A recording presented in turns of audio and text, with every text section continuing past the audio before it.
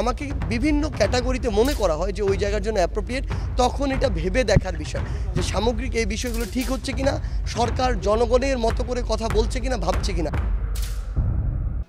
আমরা চাই এমন একটি সরকার, এমন একটি ক্ষমতা, এমন একটি পদ যেটি আমাদেরকে জনগণের কাছে নিয়ে যাবে, জনগণের কথা শোনার মতো মানসিকতা তৈরি করবে, জনগণের কাছে জবাবদিহি করার মানসিকতা তৈরি করবে।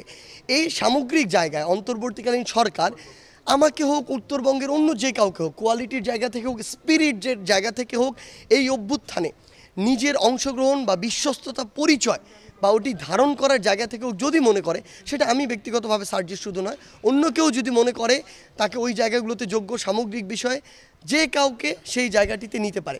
এবং আমরা আমাদের জায়গা থেকে মনে করি অবশ্যই প্রত্যেক বিভাগের এক বা একাধিকজন সেই জায়গায় রিপ্রেজেন্টেটিভ থাকা উচিত। এটি ব্যক্তি সার্জিসের উপরে নির্ভর করে না, এটি নির্ভর করে সরকারের, দেশের মানুষের এই মুহূর্তে চাওয়া কী, প্রত্যাশা কী। এই জায়গা থেকে যদি প্রত্যাশার সাথে প্রাসঙ্গিক হয়, দেশের এবং দেশের মানুষের কথাকে সামনে রেখে, তাদের চিন্তাকে সামনে রেখে দায়িত্ব নিতে প্রস্তুত। কিন্তু একটা জিনিস একদম স্পষ্ট করে বলি, সেটি হচ্ছে এই অন্তর্বর্তীকালীন সরকারকে সেই আস্থাটিও তৈরি করতে হবে মানুষের প্রতি।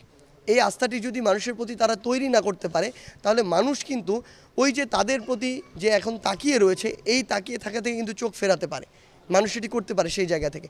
এবং আমার জায়গা থেকে আমি আরেকটি জিনিস বলি, আমাদের ওই মানসিকতা নিয়ে ওই সরকারে যাওয়া উচিত। যেদিন সরকারে যাচ্ছে সেদিন থেকে, যেদিন ওই পদ থেকে সরবে, এই পুরো সময় পরে পুরো বাংলাদেশের ইন্টেলিজেন্স থেকে শুরু করে সকলে যদি তাকে নিয়ে এক প্রকার রিসার্চ করে, কোনো দিন খুঁজে বের করতে পারবে না সে মানুষটা 1 টাকা মেরে খেয়েছে। এই মানসিকতা যার আছে, এই স্পিরিট যে ধারণ করে, সে অন্তর্বর্তীকালীন উপদেষ্টা পদে যেতে পারে। এবং এক্ষেত্রে যদি আমাকে বিভিন্ন ক্যাটাগরিতে মনে করা হয় যে ওই জায়গার জন্য অ্যাপ্রোপ্রিয়েট, তখন এটা ভেবে দেখার বিষয় যে সামগ্রিক এই বিষয়গুলো ঠিক হচ্ছে কিনা, সরকার জনগণের মতো করে কথা বলছে কিনা, ভাবছে কিনা, এগুলো চিন্তা করার বিষয়। সামগ্রিকভাবেই তখন এই সিদ্ধান্তটি নেওয়া যাবে যে আসলে সেই জায়গায় যাওয়া যায় কিনা। বিভিন্ন জায়গা থেকে উত্তরবঙ্গের কথা চিন্তা করে যেহেতু হচ্ছে, আমার জায়গা থেকে আমরা তখন আসলে জীবনের মায়াকে ওই করিনি। ইভেন যারা তখন ফ্রন্ট লাইন থেকে হোক আর ব্যাক লাইন থেকে হোক, যারা ওই রাজপথে ছিল, তাদের প্রত্যেকের মৃত্যুর ঝুঁকি ছিল। যে কোনো মুহূর্তে ওই স্বৈর শাসক কিংবা ওই ফ্যাসিস্ট খুনি হাসিনার যে কোনো একটি বুলেট আমাদেরকে বিদ্ধ করতে পারতো। ফ্যাক্ট হচ্ছে, এখন এই জায়গা থেকে, আপনাদের জায়গা থেকে বা আপনারা যেটি বলছেন যে বিভিন্ন জায়গা থেকে এই কথাটি আসছে যে তারা তাদের জায়গা থেকে বলছে যে আমাকে ওই উপদেষ্টা পরিষদে এই যাওয়ার কথা। আমি আমার জায়গা থেকে একটি কথা স্পষ্ট করে বলি।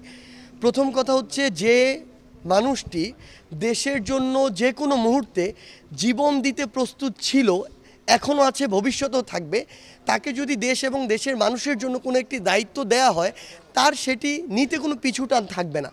কিন্তু একটি কথা আবারও স্পষ্ট করি, যেই ক্ষমতা মানুষকে জনগণ থেকে দূরে সরায়, সেই ক্ষমতা আমরা চাই না।